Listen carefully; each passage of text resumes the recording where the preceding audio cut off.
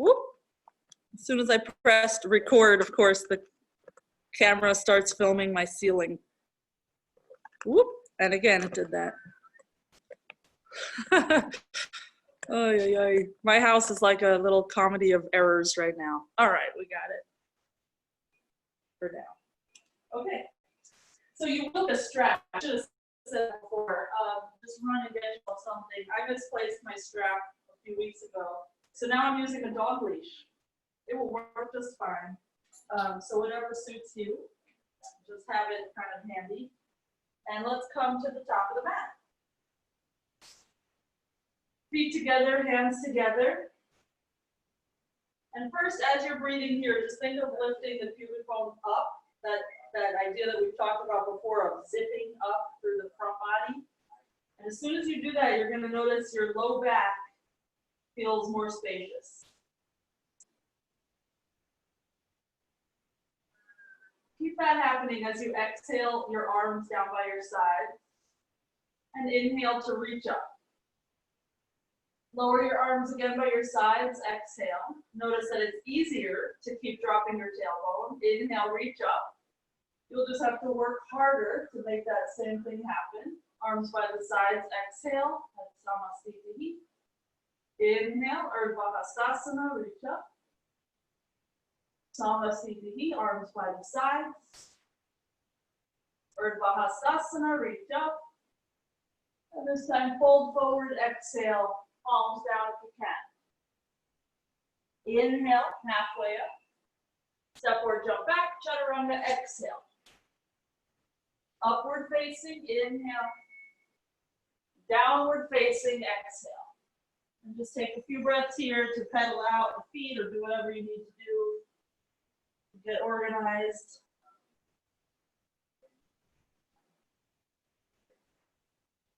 If you can, keep feeling a lift in your low belly, a hollow sensation. If you can do it on a pose like this, that's easier, you'll just be more likely to pull it off on a harder pose. Take one more breath. And after your exhale, step or jump forward. Inhale when you get there. Fold, exhale. Rise up, inhale, or bhandasana. And just fold again, palms to the floor, exhale. Halfway up, inhale. Jump back, chaturanga, exhale. Upward facing, pull yourself through. Downward facing, push yourself back. Find that hollow feeling in the belly. And also, if you can, a hollow feeling in the armpits. So you're lifting your armpits toward the ceiling. It's just going to help you keep the arms in the sockets a little bit more.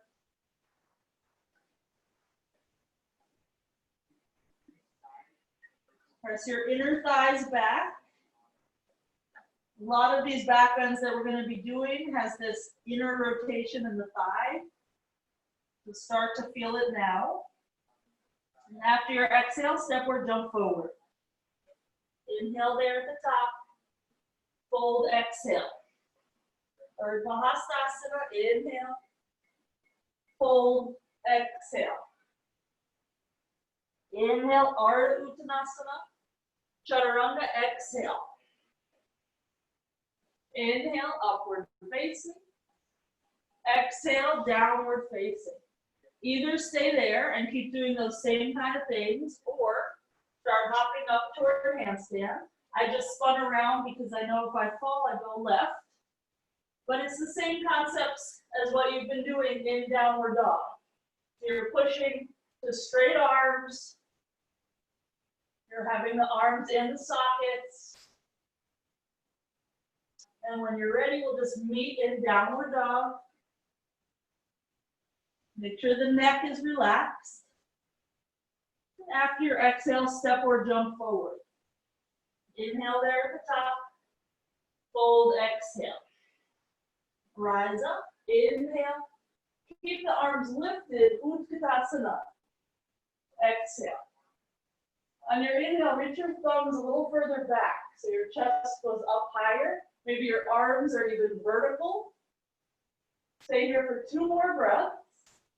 Sink the weight into the heels, maybe bend your knees another inch. Belly in. And on your exhale, fold straight legs. Halfway up, inhale. Send the left foot back, exhale. Straighten the right leg, inhale. Head to shin. Bend the knee, exhale. Just one more time like that, inhale. Straighten the leg just as much as you can, is fine. Exhale to bend the knee. And lower the back knee. Purvottanasana, hold opposite elbows and pull them back. Keep bending up front as much as you can stand it so you open your left hip flexor. Okay, fingertips to the floor. Back foot forward. Inhale, chest forward. Fold, exhale, head to shins. Inhale, halfway up. Right foot back, exhale. Straighten the left leg as much as you can, inhale. Bend, exhale. One more time, inhale. And bend, exhale. Right knee to the ground, Purvottanasana, pulling the forearms back. Try to keep the forearms square to the top edge of the mat. The ribs, the hips, same thing. And just let yourself be humbled by that stretch in the right hip flexor that never seems to get easier or go away. There is always a stretch to be had there. Okay, palms flat this time. Step back plank. Inhale in your plank, exhale for chaturanga. Inhale, upward facing, and exhale, downward facing. Either stay here with straight arms or come to the forearms. If you're coming to the forearms, try to get them to land at the same time. So go real slow and rotate in your shoulders so that your elbows angle toward the floor. A lot of your fingers pushing your chest back in order to make that happen. If your weight is too far forward, it's going to be too hard for your shoulders to do the rotation. There will be too much weight bearing down on them. So if you're pressing your chest towards your legs, it distributes your weight a little more into your feet. Take one more breath. Belly in. And re-straighten the arms. After your exhale, jump forward. Inhale there at the top. Fold, exhale. Bend into the knees, Utkatasana. Keep the knees bent and take Gomukhasana arms. So our right elbow will bend and face the ceiling. You can keep your left hand on your right elbow or rotate your left shoulder forward and link your hands. This is a good spot to use your strap if you can't get your hands linked. But keep pushing your head back. Keep drawing your belly in so you feel very compact. Release the grip, reach up, chin up, and fold, exhale. Halfway up, inhale, send the left leg back, exhale.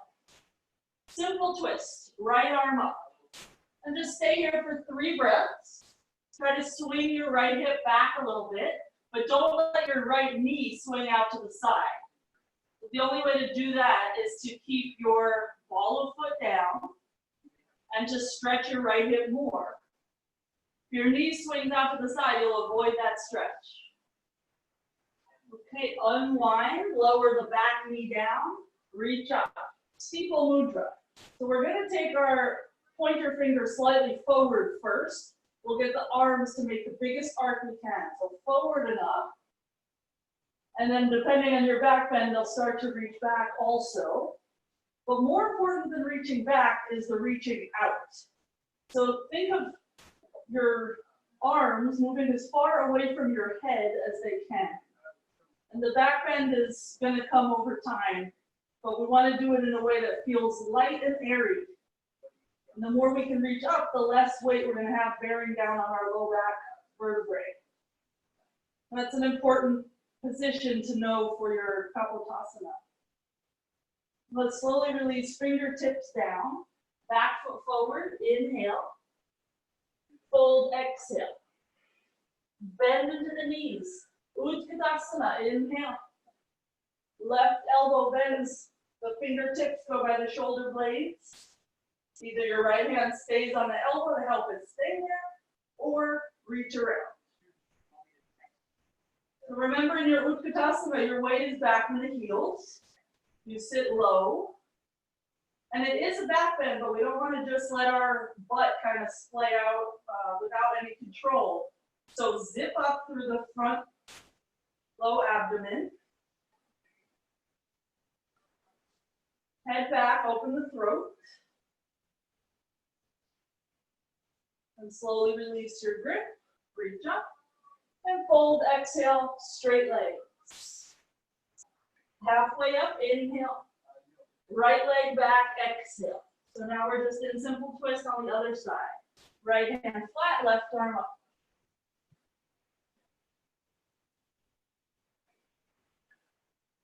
You could always look at your left leg just to make sure the knee didn't run away. Or just look at your left thumb and think about pushing your left knee toward your right shoulder. Okay, unravel. Back knee down. Anjaneyasana with the legs. Steeple mudra. Maybe the goofy finger on top. Reach up and away. And there should be no back pain here. If there is, just take some of the bend out and reach further in front of you. Just control the thigh stretch with how much you bend the front leg. Just keep lifting your fingers, keep lifting your chest up, so that the back bend is just a natural growth from your foundation. We're not trying to push into an uncomfortable territory that we're not ready for. We're just taking it very incrementally. Okay, release the hands to the floor, vinyasa. And from your downward dog, come into down dog B again. Elbows down. And find your Pincha Mayurasana if you want. You could stay in down dog B, or you could walk your feet in. So if you're unfamiliar with this, have a look at your screen, otherwise stay up. So in down dog B, my armpits are toward my legs. When I want to come into Pincha, I'm going to rock forward so that the shoulders come forward of the elbows. Then it's way easier to get the legs up. And those of you up, come on down. Let's meet in a straight arm downward dog. And after your exhale, step or jump forward. Inhale there. Fold, exhale. Bend into the knees, Utkatasana. This time, interlace your fingers behind your head. And just for experimentation, open your elbows out and just see how it feels in your shoulders. You're going to get a bit of a stuckness. Now bring your elbows in and now move your shoulders back. You've got like 4 inches now of play, of give. So with the elbows in, push your head back and they'll start to face your elbows up toward the ceiling. One more breath. And reach up on your inhale, fold forward, exhale. Halfway up, inhale, left foot back, exhale. Warrior 1, inhale, reach up. Let's interlace the fingers, press the palms to the ceiling. And try to square the shoulders, the ribs. With this hand position, it's relatively easy to get the arms straight. So just feel that power. Try to zip up that low abdomen so that you're not overdoing any back bend. Let's release the hands to the floor. Either downward dog or slide your right foot back a little bit for handstand. Just a little lift with that left leg. A little push with the right leg. And just like Pincha, there's no rush to get your legs together. You just want to feel, where are your hips in relation to your shoulders? Let's meet in down dog again. Take your time getting in there. Make sure you're still somewhat loose, so shake out your head if you need. And after your exhale, step or jump forward. Inhale there. Fold, exhale. Bend into the knees. Utkatasana, inhale. Interlace the fingers behind the head. Again, goofy finger on top if you can. And pull the elbows in. So you should kind of feel your forearms right next to the side of your head. And the elbows will lift up as you push your head into your hands. Like you have a little pillow.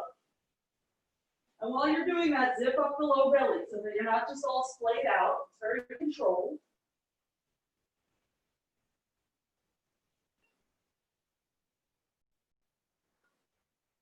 Reach up for your inhale. Fold forward, exhale. Halfway up for the inhale. Right foot back for warrior one. Left knee is in front.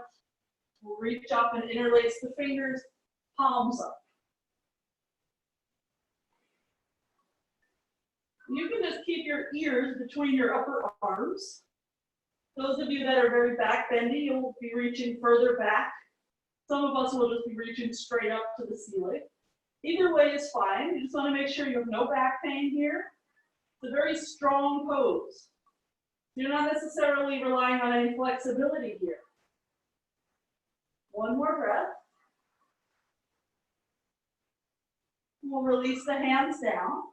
Slide the left foot back and either downward dog or now would be the right leg lifting you up. The left leg giving you a little push. As soon as your second foot is off the floor, think about straightening your arms more. We'll meet in down dog whenever you feel ready.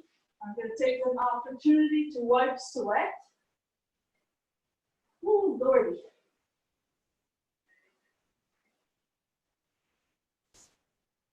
Okay, from down dog, let's lift the right leg up high. Inhale, and bring it forward to the hands. Exhale. Lower the back knee. Bring both hands to the big toe side of the foot and just hang out here for a sec. If you have no ankle issues, press into the toenails of your left foot and lift your left knee off the ground. You end up stretching on the front ankle. If that hurts, just put your knee down again. Okay, lower the back knee. Come to the elbows. If that's not possible, just stay on your palms. This time, curl your back toes and then lift the back knee. So now it's a little bit more of a normal lunge, just from lizard. Takes a lot of strength to keep that back leg straight. You might have to drop your head and look at your knee. Okay, come to the palms again. Spin the back heel to the floor. Right hand pinky toe side of foot, purvottanasana. Left arm over the ear. Stay here for 5 breaths. There's so many variations you could take. All of you in this meeting know a lot of those. Yay, Tanya showed up. I can see my monitor from here. One more breath. We'll just lower that left hand. Walk your hands around to the other side, just a little spinyasa. We'll bend into the left knee, put the right knee on the ground, hands to the big toe side of the foot. At first, just work the toenails into the floor. This is really important for something like bhandasana, or ustrasana, or purvottanasana. Pretty much all those kneeling second series back bends, you need to know how to work these toes in that back foot. So press down, then lower the right knee. Come to the forearms if you can. Try to keep that left knee hugging to your shoulder. When you can, curl your back toes, lift the knee up. Stare at it if you need to.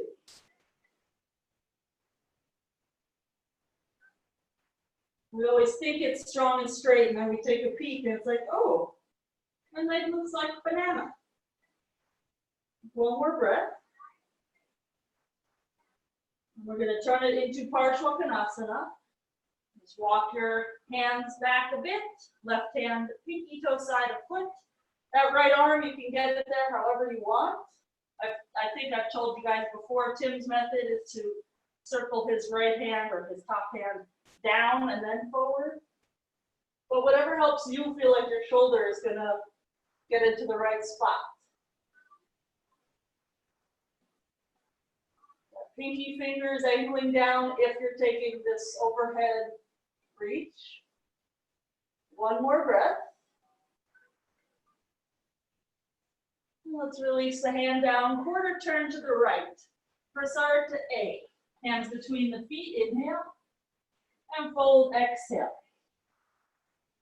Let the weight lean a bit toward the ball of your foot. Your heel is not going to lift up because we're not coming into headstand, but you don't want all your weight sunk into the heel. You want it distributed. Okay, straighten the arms. Inhale. Walk your hands over to the right foot. Come into your warrior one stance with the legs. And then either keep your left hand on the floor and just take a simple twist through the arms, or hook your arm outside of your leg, and then same thing. So you decide how deeply you twist.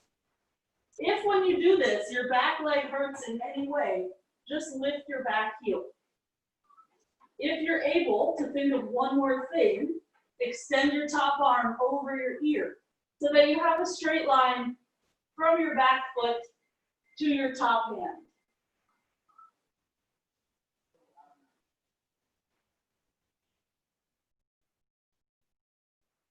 Okay, slowly unravel. Walk your hands over to the other side. Set your feet up like you would warrior one. So we have that heel to heel alignment.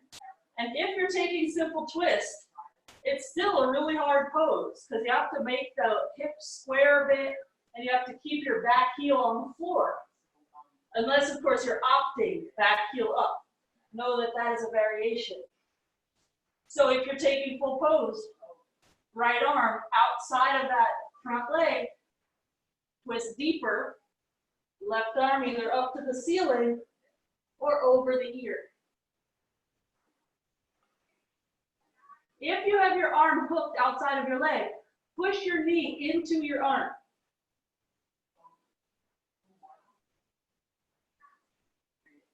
Okay, we'll slowly unravel.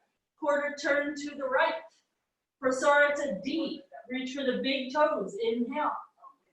Fold head to the floor. Exhale. 1. Shoulders down the back. 2, which actually right now is up toward the ceiling. 3. 4.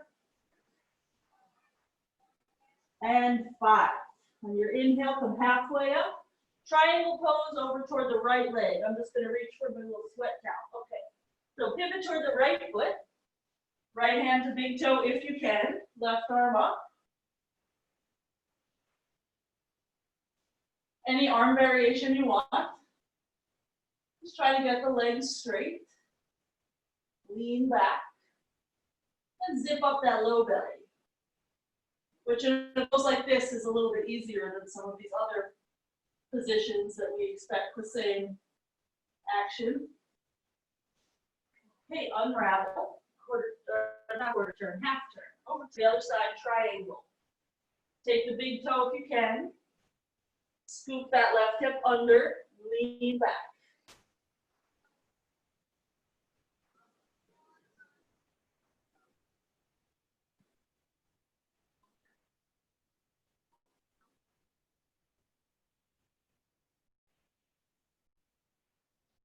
Okay, slowly unravel.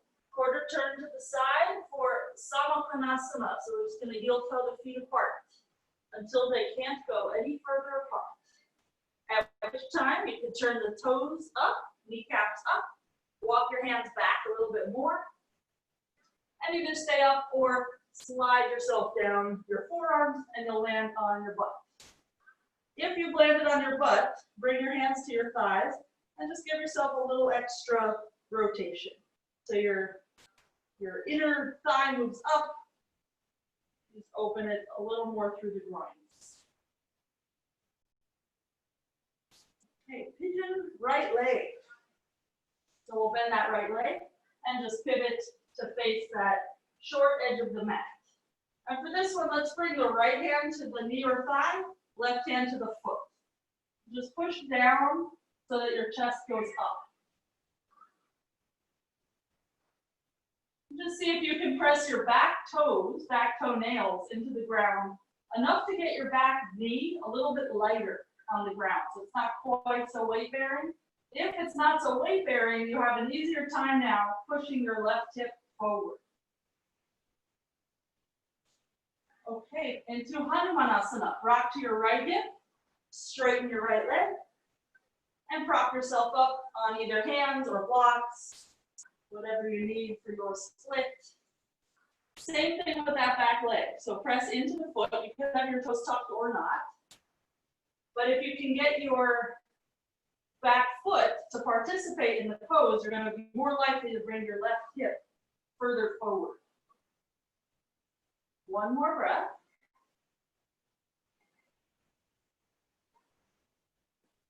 And rock to your right hip again, pigeon again. You can either repeat the same thing where you bring your hands to your leg, or this time you're going to reach back for the inside of the foot and try for Bhandasana grip, which is just by pulling from the inside, pulling your foot as close to you as you can. Once it's close, that's when the fingers can curl over the toes. So really the first step on the train to this pose is opening this hip flexor enough and the thigh enough to get the foot close. Once your thigh is open, then it becomes more of a shoulder and pectoral opening. One more breath. And let that back foot go.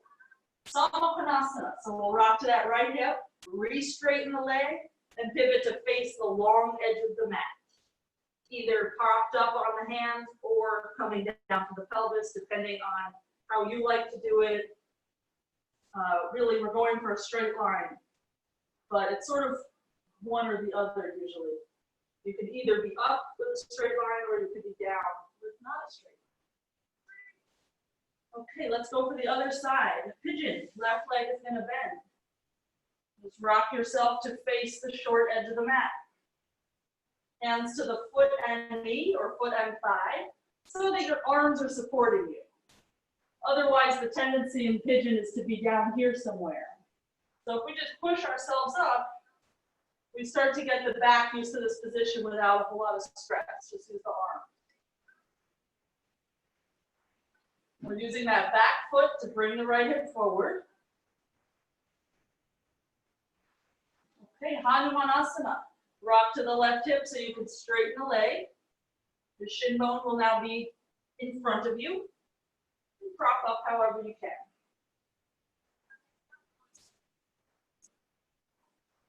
Back toes tucked or untucked. Get a little bit lighter in that back knee so you have some more freedom of movement.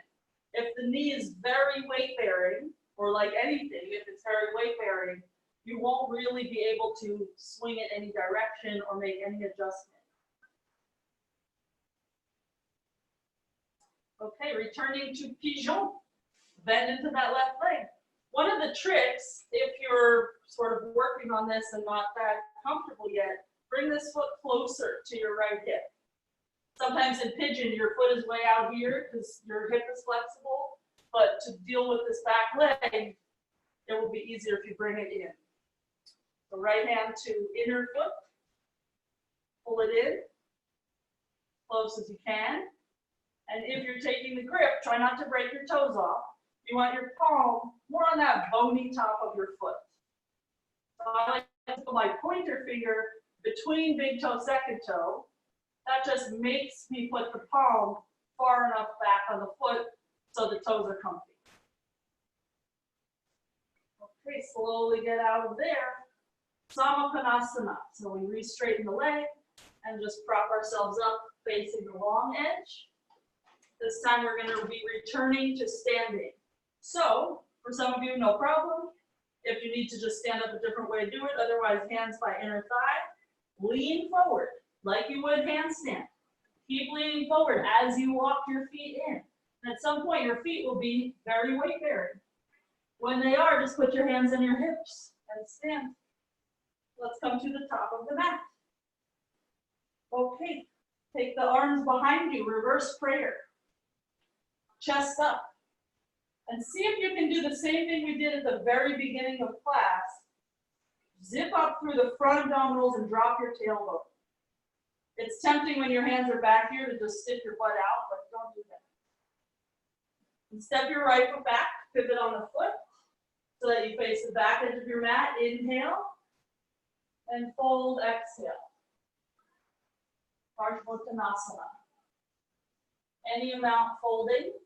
Elbows are reaching toward each other, and legs are straight. That back foot is about 45 degrees turned out. Okay, come just halfway up. Lower the left hand for twisted triangle. It could be on either side of the foot, right arm up.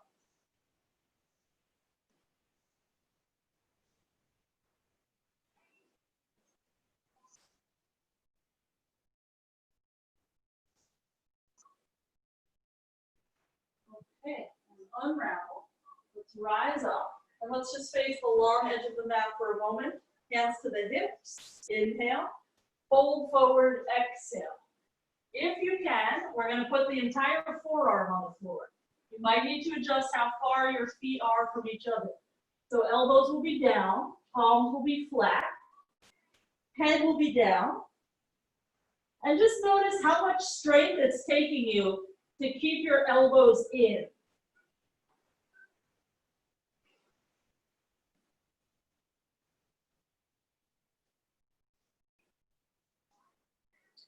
Okay, breathe straight in the arms. Inhale. Hands to hips. Exhale. We'll rise up. We'll face the left leg. Take your arms back. Reverse prayer. Inhale. Chest up. Elbows back. And exhale. So it's like your fingers are nudging your chest forward. And your chest is wide and opening because your shoulder blades are doing that little poke from behind. Both legs straight.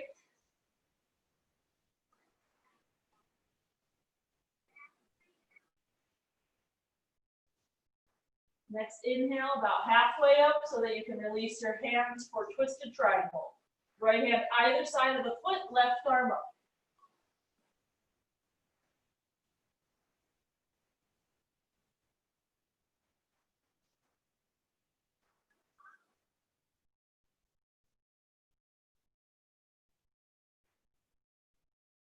Okay, and we'll unravel. Quarter turn to the side. We'll repeat that same thing, trying to get our forearms down. This time, if you can, headstand. This would be bhandasana C. If you feel uncomfortable with that, you could do A position, which is tripod. This would be bhandasana A, or you could do Baddha A, which is interlaced. So you choose. I want you to figure out where your elbows are in space and how you're going to keep them lined up where you want them to be. They're not going to move just because your legs moved or because your hips moved. They're going to be very stubborn. And after you've come up, begin your journey down as slowly as you can or as slowly as you want to. And we'll just straighten the arms, walk the hands toward the top of the mat, vinyasa at your leisure. We'll just meet in downward dog. If in your headstand just now, your elbows went crazy and they were all out to the side, you just know that that's something you have to focus on. Back bend will be very difficult if you can't control the elbows. Okay, rock forward to plank on your inhale. Lower down to your belly, exhale. Shoudler C. Interlace the fingers behind the back. Lift the chest and shoulders. For right now, let's keep the toenails on the floor. So it's not really Shoudler C, like halfway. If you keep your toes on the floor, you might feel your legs strengthen a different way. Push your pubic bone down, anchor yourself, and then come up a little higher through your chest. Keep that height, release your grip, hands under the shoulders. Curl into upward facing or cobra, inhale. Downward facing, exhale. Belly in, maybe even stare at your belly to help you unwind from what you just did. And rock forward to plank. And again, lower exhale. Shavasana A. Arms by our sides, knuckles down. This time we will lift the legs. So squeeze the legs together if possible. And lift them up and away. And it's again like earlier when we did that lunge, we're not really trying to get our heels up to the ceiling. We're trying to get our toes as far away from our hips as they can. Your legs are very long. Your chest is reaching forward. Then the growth up is way more comfortable. Let's slowly lower down, hands under the shoulders. Upward dog or cobra, inhale. Downward dog, exhale.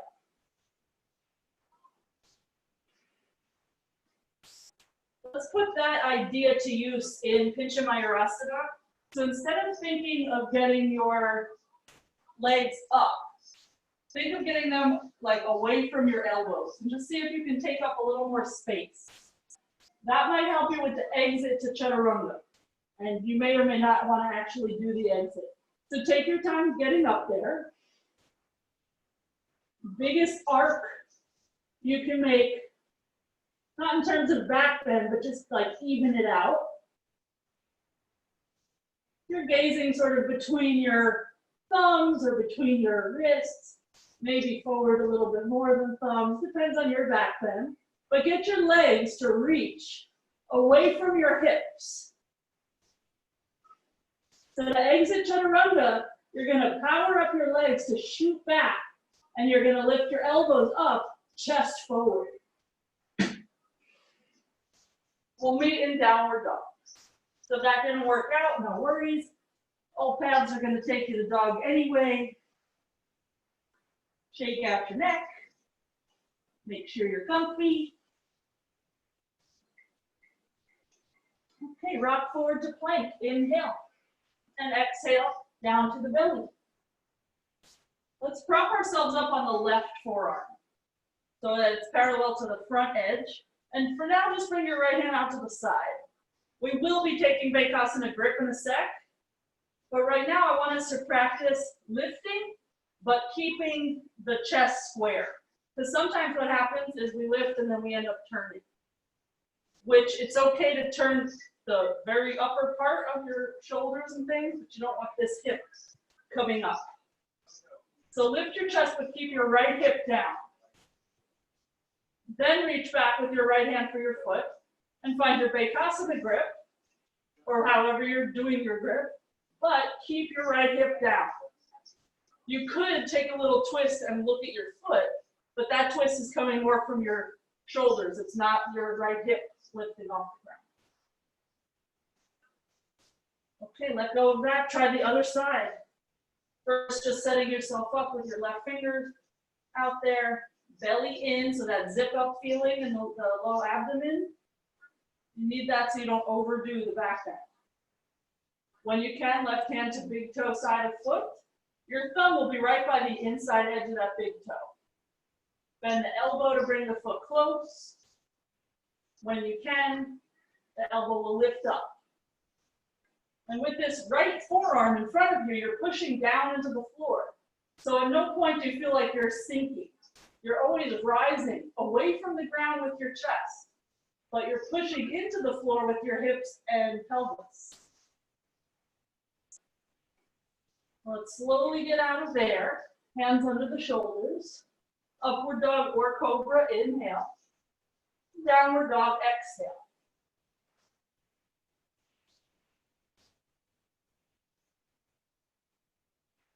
Let's just bend the elbows a few inches and just notice, where did your elbows go? Ideally, they moved toward the floor.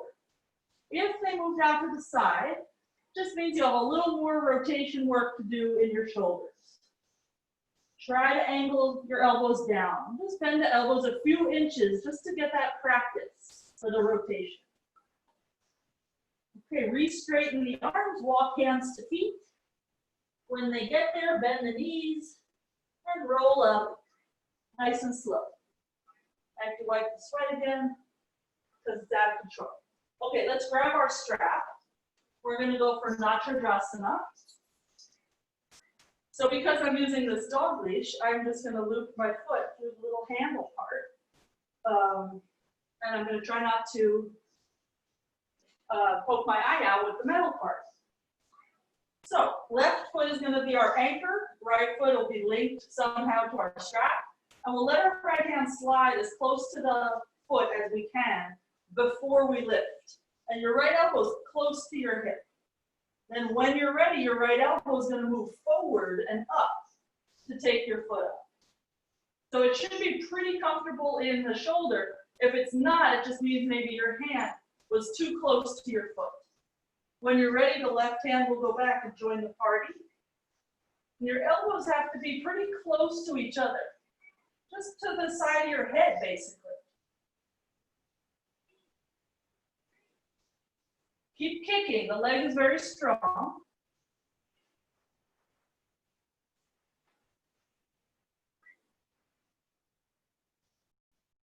And very slowly let it go.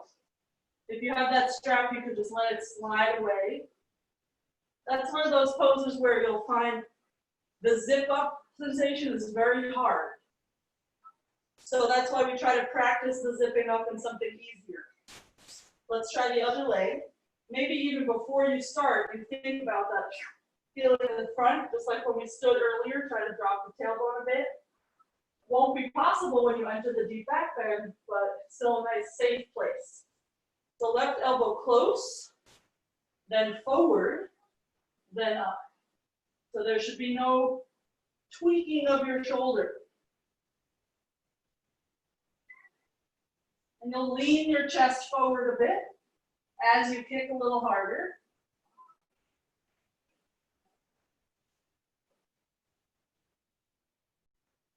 And I always notice the discrepancies between hip flexors, which side is easier. Let's slowly get out of there. Take your time.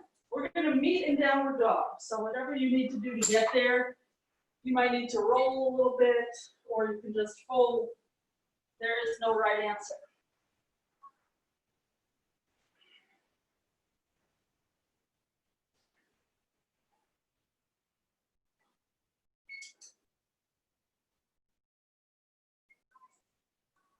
Okay, let's jump forward onto the shins.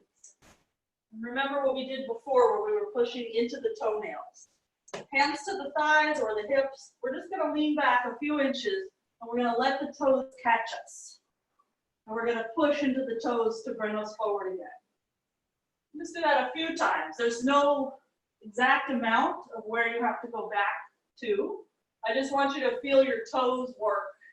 And your thighs, of course, are going to work also. They're going to catch you. Okay, let's meet in Ustrasana. So this time, we're going to use our feet to keep pushing the hips forward. Hands to the hips. You can even use your hands to keep pushing your hips forward. Lift the chest up. Take as much space as you can through the front body. Squeeze the elbows toward each other. And either keep your hands there or reach for your heels. You can drop your head back. I like to drop my head back toward the end, like after I've already found the body position that I want. And we'll slowly come on up. Let's rest in Virasana, which is not really a rest for many of us. So we're bringing our butt between the arches. And our feet are strong here, just like when they were helping us lean back and forward. Same feet. Sit up tall. Belly in. Okay, so we're going to attempt a two-legged little jump to Pinchamayurasana. Some of you, if you have a wall, great. If you don't, be very conservative. Maybe just ignore that and do one leg at a time. I'm going to spin this way in case things go awry. So we'll lower the forearms down. You've done that a million times. Then just lean forward, lift your legs. You're in down dog B. And then it's not that different. You lean your shoulders forward and you do a little hop. And eventually you figure out where your butt is. I keep the knees bent most of the time when I come up. Sometimes I do it through a pike, but if I have no wall, that's not necessarily something I want to be attempting on a video. No proof needed of how things might take a turn. So come on down however you'd like. And we'll just meet in that Virasana again. And we'll try to go back to Supta Virasana. If you have any knee pain, go to Anjaneyasana instead and just do one leg at a time. If you're coming back to Supta Virasana, the zipping up in the low belly becomes very difficult. So be very mindful of it. You want to take your front body smaller and make your back body longer. Your arms can be anywhere you want. I like to reach back overhead because then my hands are further away from my knees and it just feels a little bit more like a stretch.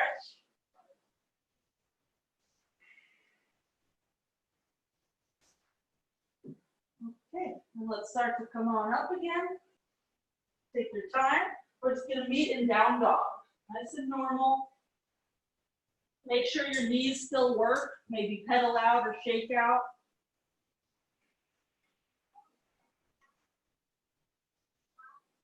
Okay, get your strap close to you again. We're going to go for Anjaneyasana with the back leg and a strap. So loop it or however you did it before. Same kind of idea. You're going to pull your foot close to you. And the same thing with the elbow as before. It will be close to your hip. Then it will go forward. And then it will go up. And the right hand can join the party. I think this is actually a lot harder than doing it with the balance. Now we're dealing with a little bit more of like a claustrophobic feeling. Not quite as much freedom to wiggle. So maybe go less than you did before. Let's take 2 more breaths.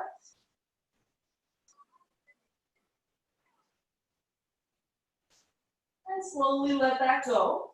Undo your strap-a-doodly-o. And come into pigeon, right leg. Walking, walking, lift right foot to the left. Okay, so we're going to prop ourselves up with just the right hand. Left hand is free. Front foot pretty close to your left hip, just so this next thing is easier. You're going to reach for the pinky toe edge of your foot. When we were doing Bhandasana before, we went for the big toe edge. So now we're going to go pinky toe edge. We're going to grab it with the thumb. The thumb is on like the edge of the sole of the foot. Very awkward grip, but your elbow's pointing down. Then like before, you're going to swing that elbow toward your hip, then forward, and then up. So the path is the same. And you end up in that king pigeon shoulder position. The right arm can either help with your balance, or it can join the party and reach around for the foot.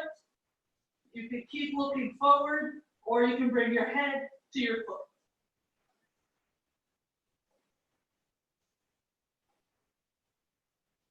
Okay, slowly get out of wherever you were and take your vinyasa. So you'll notice we're doing these really hard back bends, but it really becomes a function of your quads, your hip flexors, and your shoulders. So even those of us that are not naturally back bending, we still have a good shot at getting this stuff comfortable one day. Let's jump onto the shins. We will do the other side, but not just yet. Let's go symmetrical again in Virasana. One of the things that's nice about having you guys live is that when I forget the name of the pose, you can chime right in. Okay, Supta Virasana. This time we're going to go for Urdhva Mula Supta Virasana. So Urdhva Mula means we're going to lift our butt up off the ground. Your hands could either be like you would in Urdhva Dhanurasana, or you can have your hands on your heels and push your elbows into the floor. Or you can have your head down and then butt up, take your forearms overhead. Whatever you end up doing with your arms, you're going to feel your feet pressing down in order to get your hips up higher toward the ceiling. Take one more breath like that. And then we'll meet in Supta Virasana again. Just downward, resting a little bit, trying to bring the lowest ribs in. So this is a really hard pose, but after what you just did, now it's a rest pose. So it's just all relative. Let's start to come on up. And just find your downward dog. You might want a vinyasa, you might not.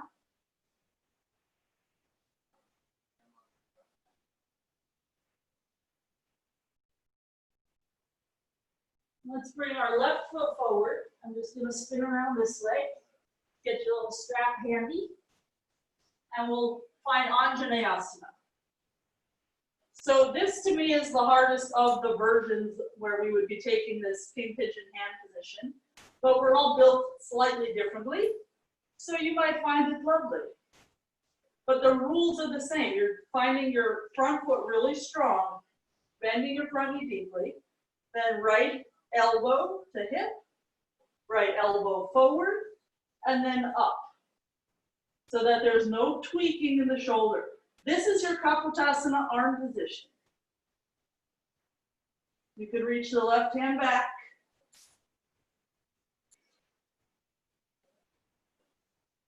Keep lifting your chest up. And let the distance between your knees and elbows be as big as possible. Take up space. Slowly let that go.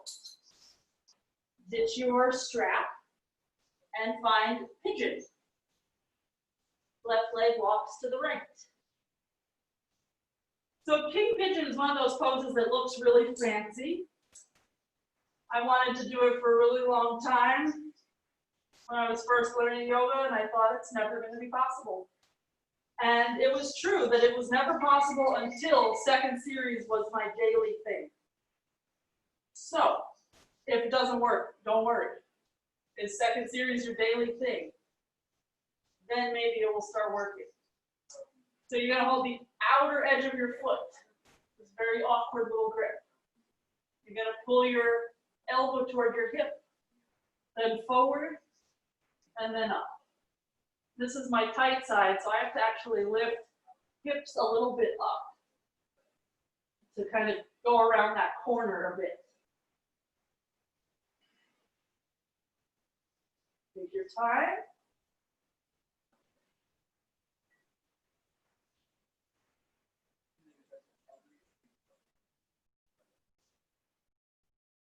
Try to let go of it slowly. And find your downward dog, either vinyasa or don't. Let's just piecing together various stretches, all into one gnarly thing. So if there's 3 things involved, you can always just choose one to focus on. Okay, Anahatasana, we'll come down to the knees. Walk the hands forward.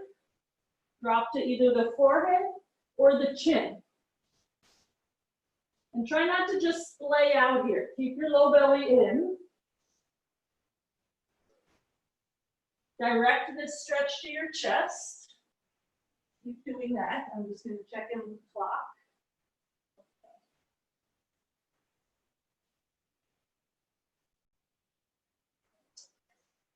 That looks easy for y'all. Okie doke.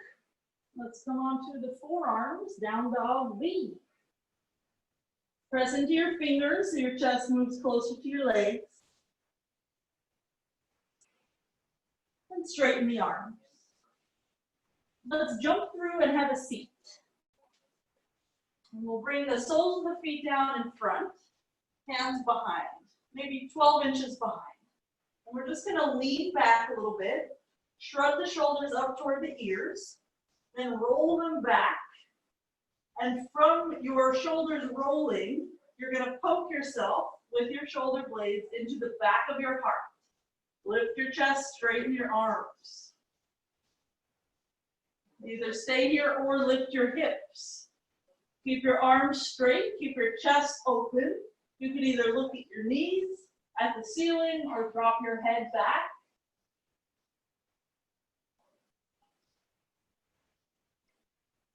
Slowly come down to your butt.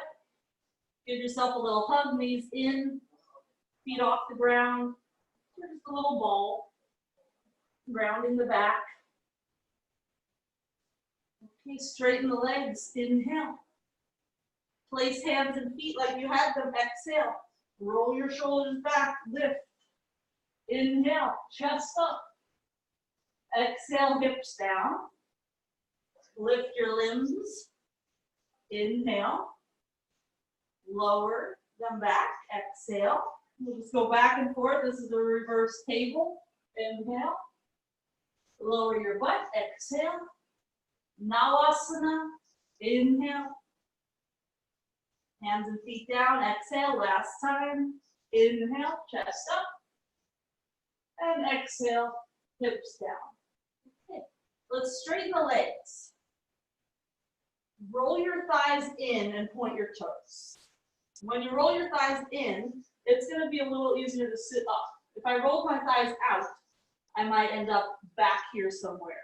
So roll your thighs in, sit up tall, and do the same thing you did with your shoulders. Shrug them up, roll them back, plant your hands. Before we lift our butt off the floor, we're going to make sure that we feel like our chest is lifting toward the ceiling. Like something or someone, your shoulder blades, are poking you from behind. And keep your legs strong, lift your hips. Keep rolling your thighs in toward each other. If your hands are too close to your butt, it's going to be really hard to put weight in your feet. And make sure you have that start point far enough back. If it feels awkward, just come on down. Let's slowly lower. And we'll just cross the shins, downward dog. That was purvottanasana. We will do that again in a few minutes. So that was the first go round. So that's a first series pose. It's actually right in the beginning of the sitting section of first series. And it's a hard pose. Okay, let's come on to the shins again. Bhandasana. I know y'all love this one. So you could start the same way we did before. You don't have to go all the way down. It's pretty much this pose. You just decide if you want to take it to the full pose. Full pose is let your arm just swing back. There's nothing weird in the shoulder. The hard part is keeping your butt up. Hands are going to just be on your ankles. You're going to lower your head down. But for every inch your head goes down, you have to think hips up. Eventually your head will come to the floor.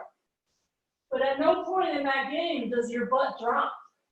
It's Urdhva Mula the whole time, upward facing Mula Bandha. To rise up, you push into your hands. You push into your feet to bring your hips forward. Let's rest in downward dog.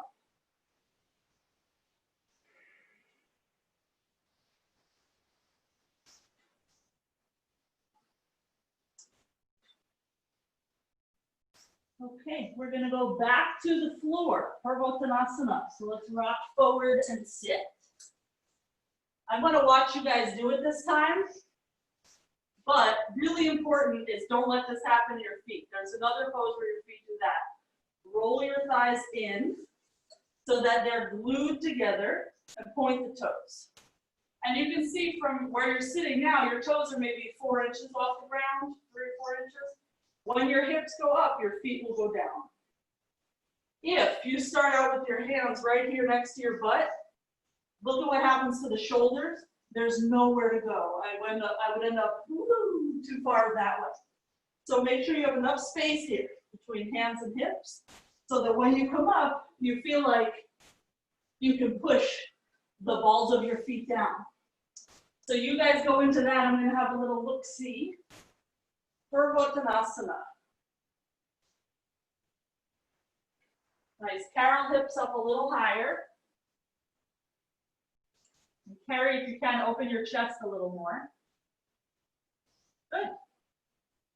All right, come on down. Downward dog or vinyasa.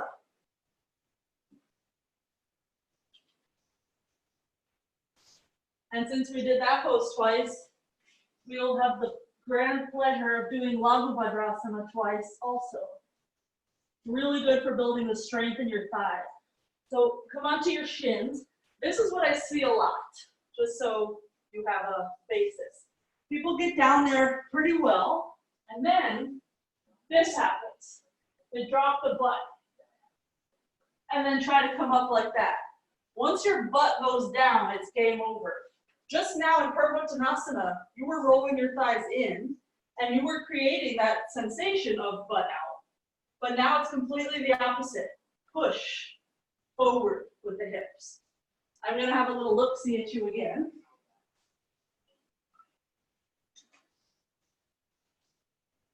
And the hands are on the ankles, not the heels. Arms are going to stay straight. And it's not even that backbendy pose. You can aim your head toward the back edge of your mat. It's really a strong pose, not so much a flexibility pose.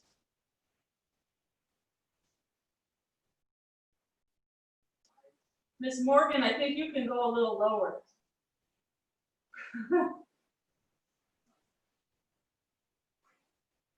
Okay.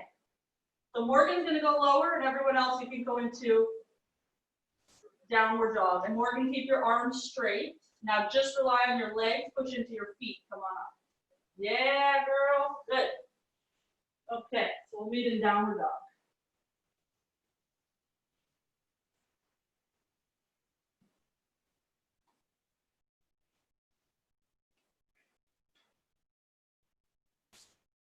Okay.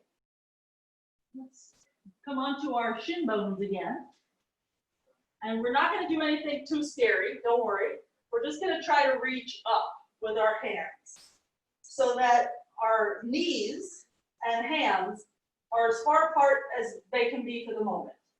As you do this, squeeze your knees in toward each other, because it's tempting to let this kind of happen. Ooh, they kind of start sliding apart. So squeeze them in so that you don't feel unstable.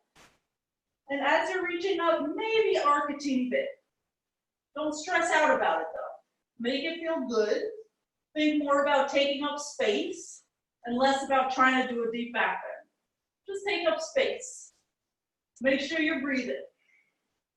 Keep rotating in your shoulders so that it feels like your pinky fingers are still magnetized toward each other. And then slowly come on up and just lower your hands, downward dog. That was just planting a little seed.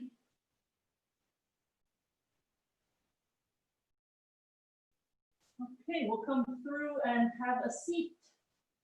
Lay back for purvottanasana, which it's hard to believe this is a prep pose, but such is life. So we're going to make our elbows point up, and then we'll push to the arms. We get the arms as straight as we can. And each breath we'll just try to nudge a little bit more into the chest. If we straighten the legs with each exhale, we'll just be opening through the armpits and pec muscles.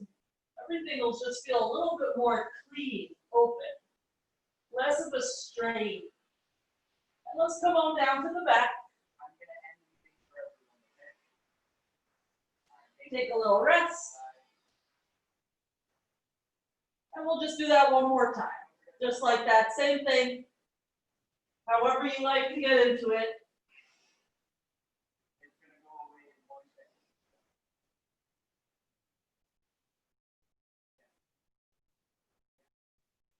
Okay, and come on down.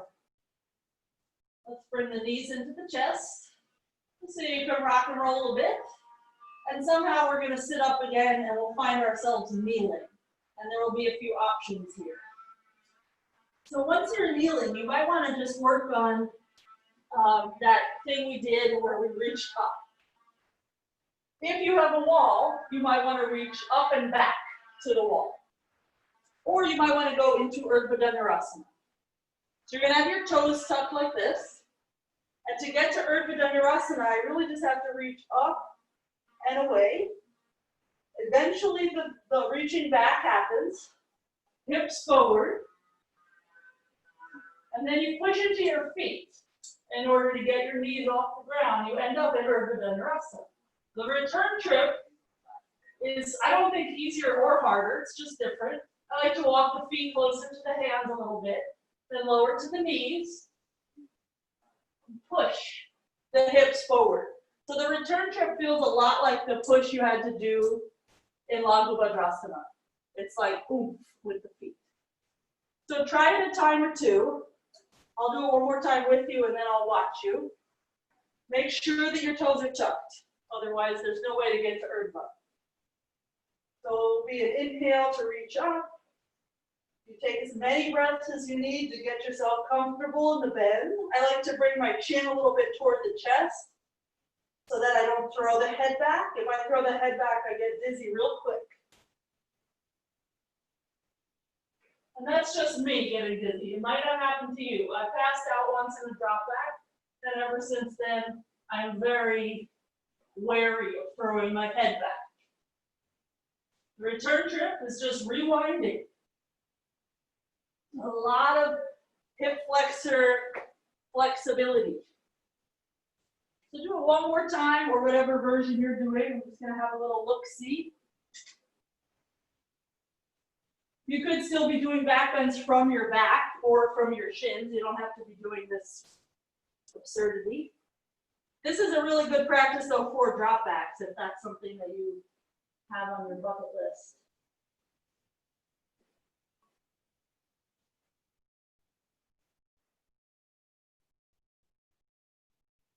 A nook, try to do symmetrical right and left.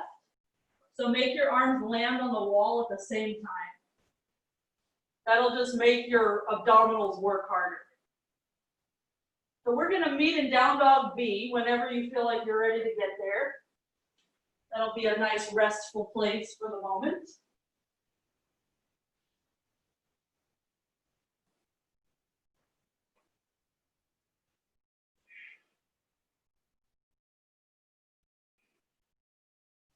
Straighten the arms for down dog A, and let's find Gomukasana. So the right knee will come center mat, and the left thigh will slide under the right thigh.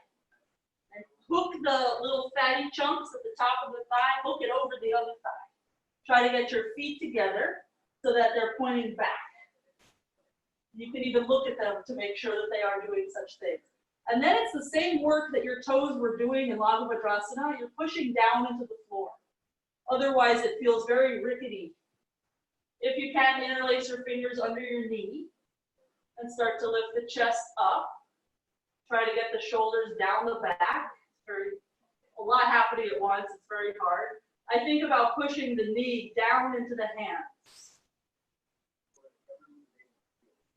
So this is A position. We're going to skip B position because we already did the arms for B position earlier. Let's just place the hands down on the mat, step to downward dog, and change sides. Left knee is going to come center, right thigh under. Check that your feet face the same direction. They should just go straight back. If one foot is facing out to the side, it just means your ankle's doing something weird. And you just have to harness it in again. So when you can, interlace your fingers on your knee. Or under your knee, I should say.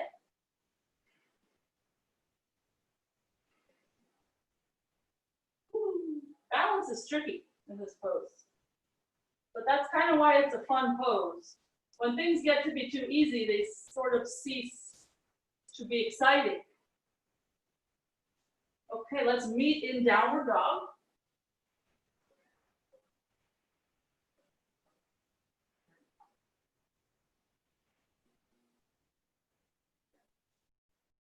Let's come onto the shins, like you did before. We're going to go for purvottanasana B, which getting there from here is a little bit more friendly for a lot of us. So start on your back, Supta Virasana, and we're going to basically turn it into that Urdhva Mula Virasana, but we're going to try to get our arms straight like we did in Purvottanasana. So place your hands by your shoulders. When you can, come to the top of your head, lift your butt off the ground, take a breath, make sure you're okay. Then start to straighten your arms. Your hips will go higher. When you can, walk your hands a little closer to your feet and just try to get your arms a little straighter. And notice how hard it is to keep the elbows in. Just do your best.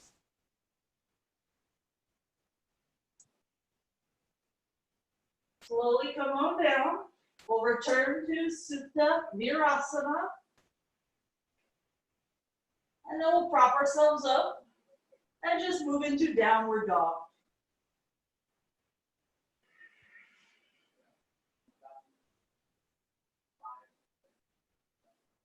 So before we do that same pose from a different position, we're just going to try to reconnect with this core strength for a moment. We're going to go to headstand and just bring our knees to our chest a few times. Nothing crazy. I would recommend Bhandasana A, fingers interlaced, but you don't have to do that one. You could also do pitcha or handstand, it's your choice. Just come on up to something that you're comfortable in and try to bring your knees toward your chest just so that you fire up your abdominals and stretch out your back a little bit. Because sometimes in back bends we get a little too open in the front. We forget that we have strength there as well.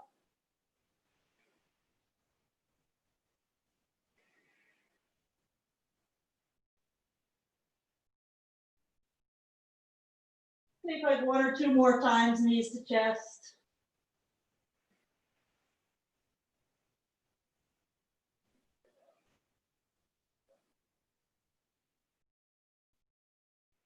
And we'll meet with our shins on the ground. You could take a few breaths in child's pose, or you can just be kneeling.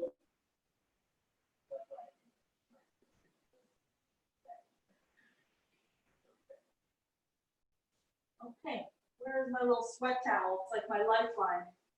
Not even here, it's all the way across the room. Okay, I'm just gonna drip on my mat. So we're gonna try for Purvottanasana B from kneeling. This is the same thing you just did from your Supta Virasana position. So the way we would approach it is like what we did before, is prep. Just reach up. The hands moving as far from your hips as possible, as far from your knees as possible. You can stay like this, you can reach for a wall. Eventually your hands will come to the floor behind you.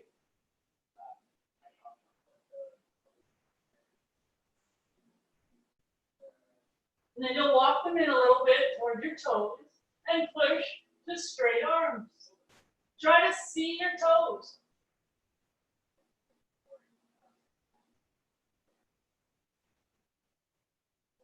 To return to standing, you just push a little harder into your feet, not standing, kneeling, and you wind up lifted.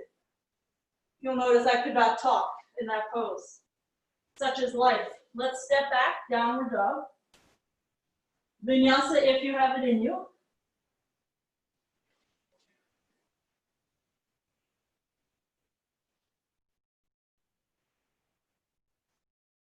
Okay, let's be friendly for a moment. Pincha or scorpion. So remember on, I think it was Monday, the AYC class, we were working on getting between the two, between pincha and scorpion, kind of back and forth. So let's try that now. So come up into your pincha, whatever that looks like for you. The wall can be your friend or not. And just notice, where are you looking? There's no right answer. But wherever you're looking, now look 4 inches further forward. Push your hips opposite your fingers. You're going to deepen your back bend. And bring your gaze to where it started. Push into your hands so your feet go closer to the ceiling and you're in less of a back bend. And go into your deeper back bend again. Ooh, and I lost it. Hopefully you're still going. The back and forth is pretty fun. It's just controlling where your hips are and where your gaze is. So when you feel like you've had enough of such things, come into down dog B again.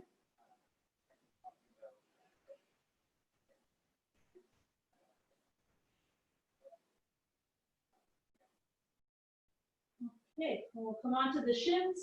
And we might as well do it now, purvottanasana A. So you've done B twice now. All you have to do for A is walk your hands closer to your feet. It took me maybe a year or so of doing this pose to even touch the feet at all. Morgan and other people who are very backbended, you're going to hold your heels. Most of us are going to be somewhere in between. So take your time. I'll talk you through it, but go at your own pace if you know it. We're going to lift our arms up. Push the hips forward. Feel free to reach for a wall and walk your hands down the wall. Otherwise, hands will land either on the floor or on the feet. And you'll walk them in. The elbows will bend and they'll point back.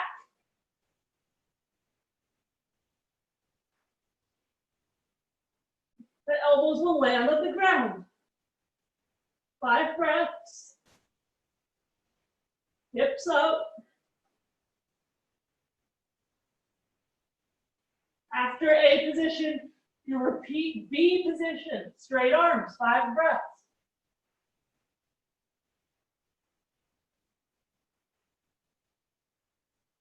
And you return to your shins and vinyasa.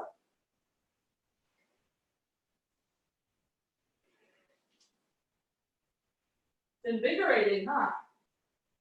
Ooh, Lord.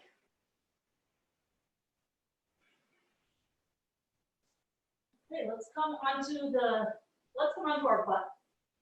Let's just open the legs up for a moment in Upavishta Konasana. And just fold and hold the edges of your feet. Bring your belly in.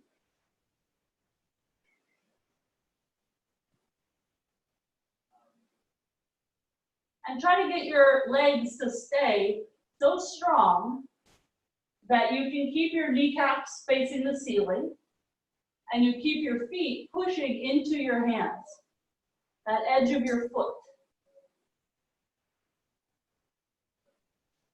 Okay, come on up. Let's bring the soles of the feet together, chest up, and open the feet like a book. Lean forward a little bit or a lot of it. Drop the knees open.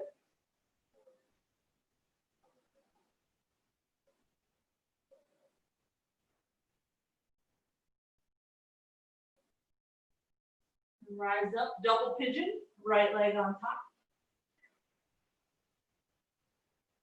You can bring your chest to your shin. So we've done the hardest of the second series backbends. And we've done one of the 2 first series backbends. We still have the other one. The thing that makes this other one hard, it's setu bhandasana, is that your feet are turned out. Let's switch the legs for double pigeon, left leg on top. Your feet are going to be turned out like Charlie Chaplin feet. So it's an external rotation in your hip, which is different than all the other backbends that you've done thus far.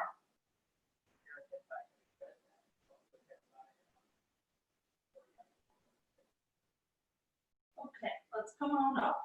So we're going to do one little prep, then we'll do a few more hip things to get your hips used to that rotation, and then we'll go into full pose. So let's try to come to the crown of the head in a backbend, and it will just look like this. I would come up as if I'm coming into Urdhva. I'd come to the crown of my head, and then I'd cross my arms. So just check if your neck is okay with that. I'm just on the tippy top of my head. There's nothing really crazy going on. But you'll notice if you're doing this, how much you have to push into your feet to keep your hips up. If your hips drop, it becomes very straining on the neck. You have to keep your hips up pretty high. So come on down from there. And let's just thread the needle right ankle to lower left thigh.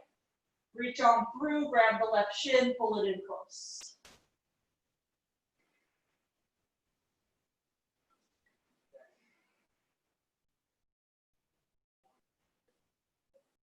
And switch legs. So those of you who did my primary series class when I was traveling, I had pre-recorded it for y'all. You may have noticed I don't do full pose for setu bhandasana. This is like 20 years into my yoga practice, and I still modify that pose. But if I didn't modify the pose, I would wind up just skipping it, and that's sort of not the point. We don't really want to skip things if we can help it. So let's come on to our soles of the feet again.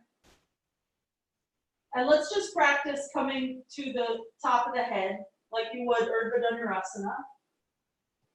And just practice keeping your hands there, keeping your head down so you have 5 points of contact with the floor. Now push harder into your feet and roll a little bit toward your forehead. You're going to feel your chest move toward your elbows, and your legs are going to get a little bit straighter. And just feel how that goes through your back, through your chest. Your hip flexors will open, and your legs are really strong, keeping your hips up.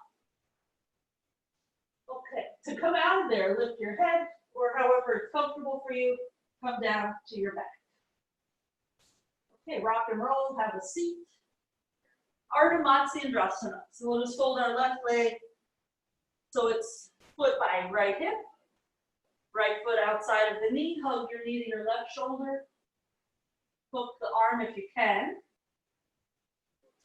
And if you're hooking the arm, you're gonna, if your elbow's bent, you're gonna push your knee over.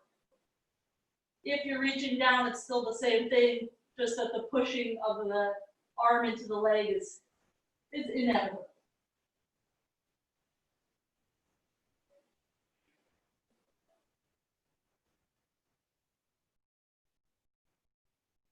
Okay, unravel. Other side. So that right knee is just going to face front. Not at any weird angle, just straight.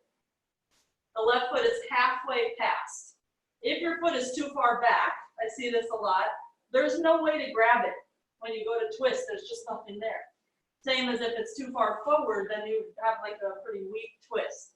So this halfway point is pretty relevant. If you're keeping your elbow bent, you could cheat the pose and not push your arm into your leg. It will just feel much better if you do push your arm into your leg.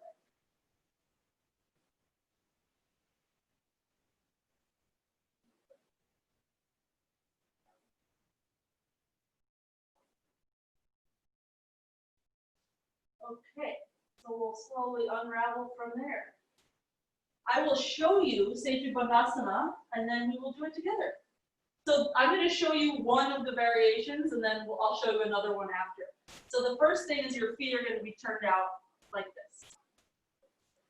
You'll lower, I like to put my hands by my butt as I come down to the elbows, then lift the chest like crazy. You've done a ton of chest openers, so this part's pretty easy. And you're going to come to the top of your head.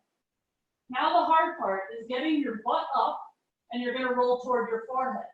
So I'm going to start with my hands like this, and I'm going to do the same kind of rolling thing we did before, but now we have the feet turned out, and the weight distribution is quite different. So give that a try. I'm going to have a little look-see at you. And let's try that version with the hands by the head, because it's very similar to your purvottanasana, so you'll be kind of comfy in it.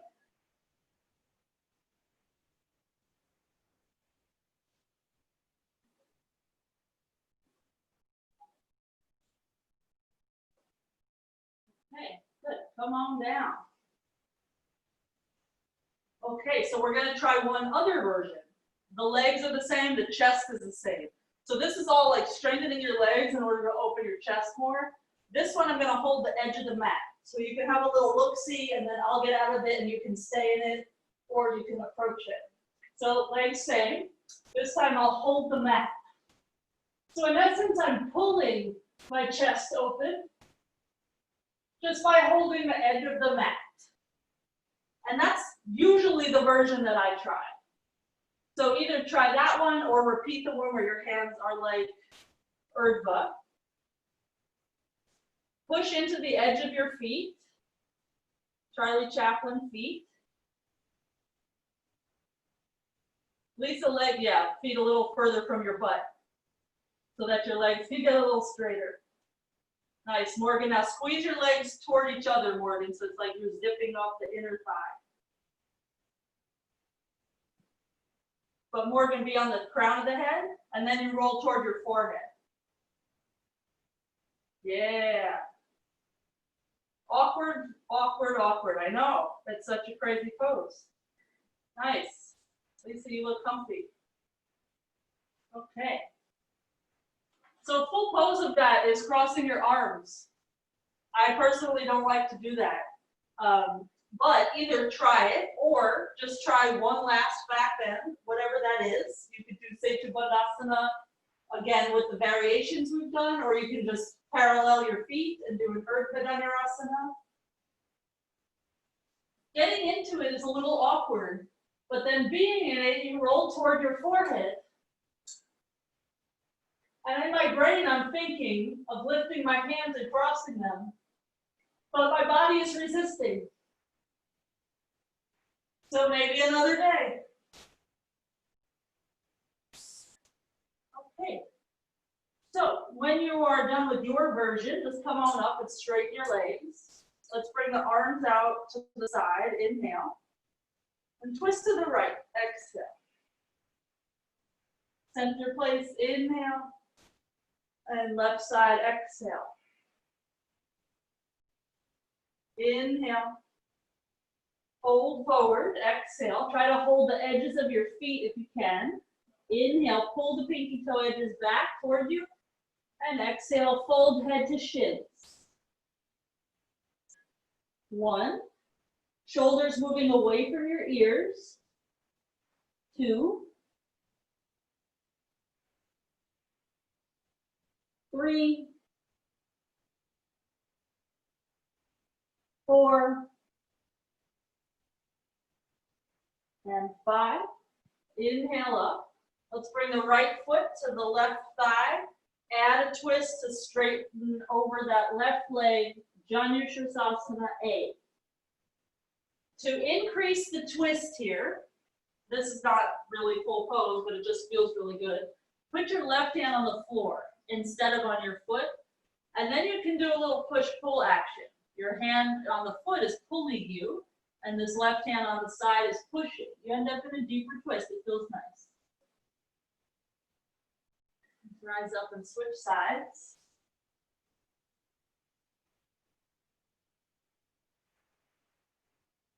Belly has to move in so it doesn't get stuck on your leg.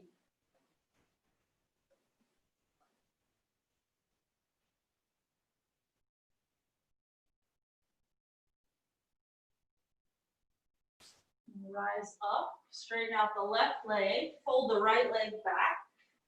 Twist now to the bent knee, the right leg. Side bend, purvottanasana. The left hand can be on your right thigh, or it can be out in front of you somewhere, or it could be on the foot.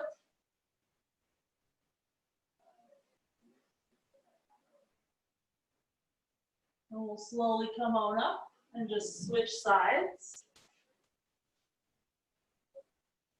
A little active twist. And remember how we were doing all that reaching stuff? So you reach up as far as you can. The side bend is sort of a natural result of getting your hand away from your hip. So it should feel good. It shouldn't feel forced. One of the ways it starts to feel forced is if you're in too much of a rush to grab onto your foot. So you don't have to grab the foot. You could be up here somewhere. You want to feel space. Breathing should be easy.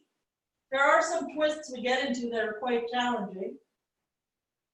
And breathing might be difficult, but it shouldn't be so hard that it's stressing you out in any emotional way.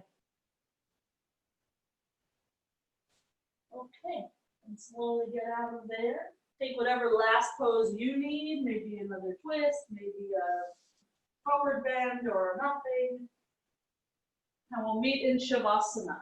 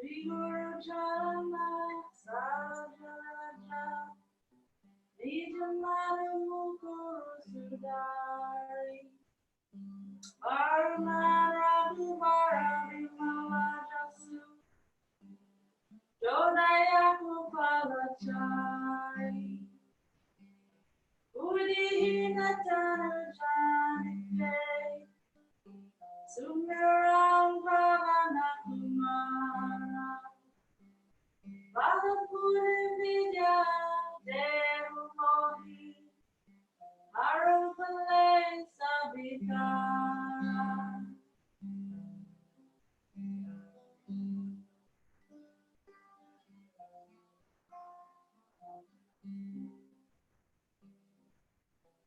Oatayana Sankataharana Mangalamurati Rupa Ramalakana Sita Sahita Dayavasa Usuraputa Mangalamurati Marutananda Sakala Mangala Mulanikanda Mangalamurati Marutananda Sakala Mangala Mulanikanda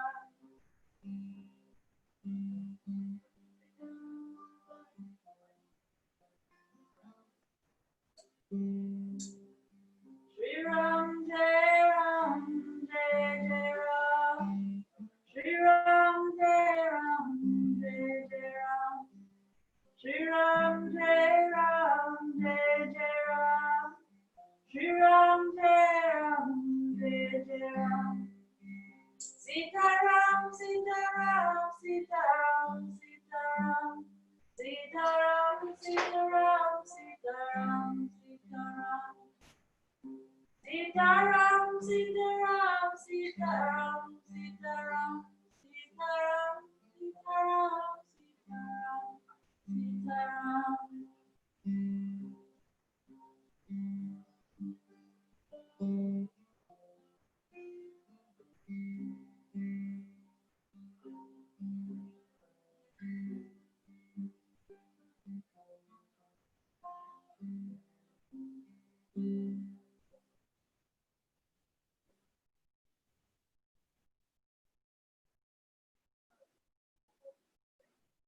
Take a few more breaths here.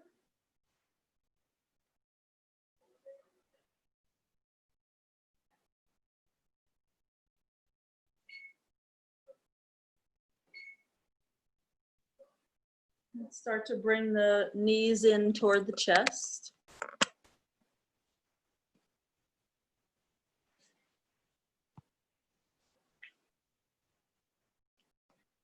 Roll to the right side.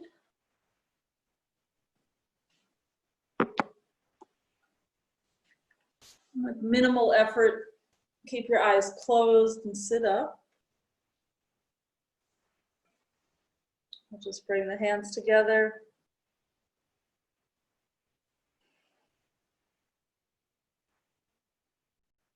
Fold forward any amount. Namaste.